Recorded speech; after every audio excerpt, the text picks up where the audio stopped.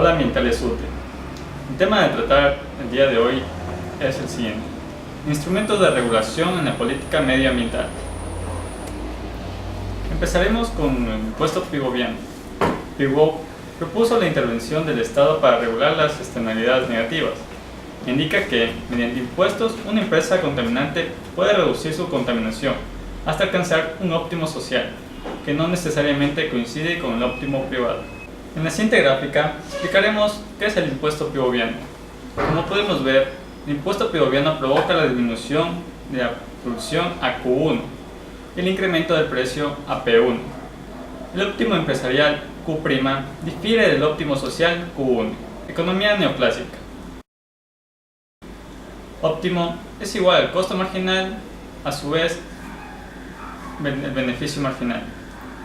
Las críticas. ¿Se puede dibujar las curvas del costo marginal o el beneficio marginal? Valoración monetaria de las externalidades. Valoración monetaria de la satisfacción de la vida. Bienestar de las personas. El óptimo de buen vivir. No tenemos un eje monetario, sino multidimensional. Eje vertical, donde se mide si no nos acercamos o alejamos del buen vivir. Contaminación nula implica producción cero, una inviabilidad. Mayor producción significa aumento de contaminación.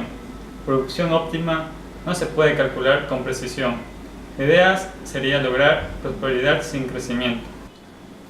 Una discusión actual, el de Daly Correa, ecoimpuesto a la exportación de petróleo. El ecoimpuesto sería un gravamen ambiental del 3% del precio del barril de petróleo, que podría ser administrado por los países miembros de la OPEP, Organización de los Países Exportadores de Petróleo.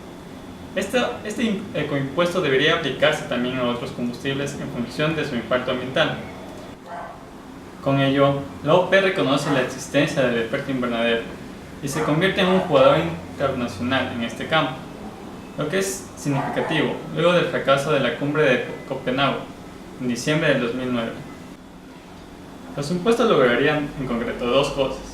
Los países miembros de la OPEP reconocen la existencia del aumento del efecto invernadero y lo combaten elevando el precio del petróleo con un impuesto variable del 3%.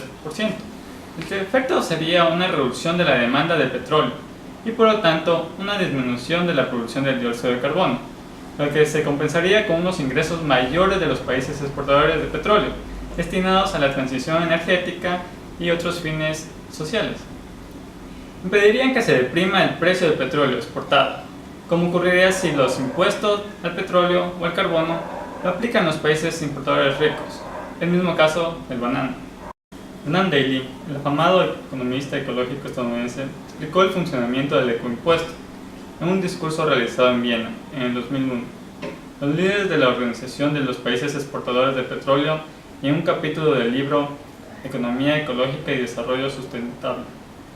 El presidente Rafael Correa propuso en el mismo año de esa publicación, cuando el Ecuador se reincorporó a la OPEP, un ecoimpuesto a la exportación del petróleo, concebido como un gravamen ambiental del 3% del precio del barril de petróleo, que podría ser administrado por los países de la OPEP. Ese ecoimpuesto debería aplicarse también a otros combustibles exportados, en proporción a su impacto ambiental. A esta combinación de iniciativas de Joan Martínez Alier, y en quien suscribe esta nota, se le denominó el impuesto Daly Correa. Un impuesto Daly Correa impediría que se deprima el precio del petróleo exportado, como ocurriría si los impuestos del petróleo o el carbono los ponen los países importados ricos, como es el caso del banano. Por otra parte, mostraría que los países de la OPEP admiten la existencia del aumento del efecto invernadero y tienen voluntad de combatirlo aumentando el precio del petróleo con un impuesto variable del 3%. El resultado sería la disminución de la demanda de petróleo en consecuencia de la menor producción de dióxido de carbono, lo cual se vería compensado con unos ingresos mayores destinados a la transición energética y otros fines sociales. Los bonos de carbono son transiciones. El derecho de emitir 1 tonelada de dióxido de carbono, con lo que se beneficia a las empresas que no emiten o disminuyen la emisión y pagan los que emiten más de lo permitido. Las reducciones de emisiones de los gases de efecto invernadero se miden en toneladas de dióxido de carbono equivalentes y se traducen en certificados de emisiones reducidas. conocidas como los CER. Un CER equivale a una tonelada de dióxido de carbono que se deja de emitir a una atmósfera.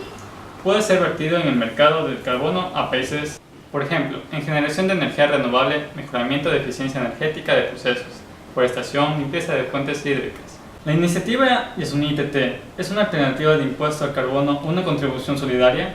No es un impuesto. Un impuesto implica la definición de un objeto, emisión de dióxido de carbono y de una tasa. ¿Qué es?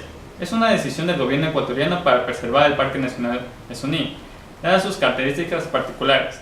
Significa una corresponsabilidad internacional.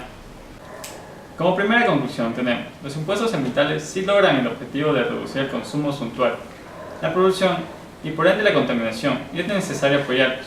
Ejemplo, el impuesto redimible de las botellas a las botellas plásticas no retornables.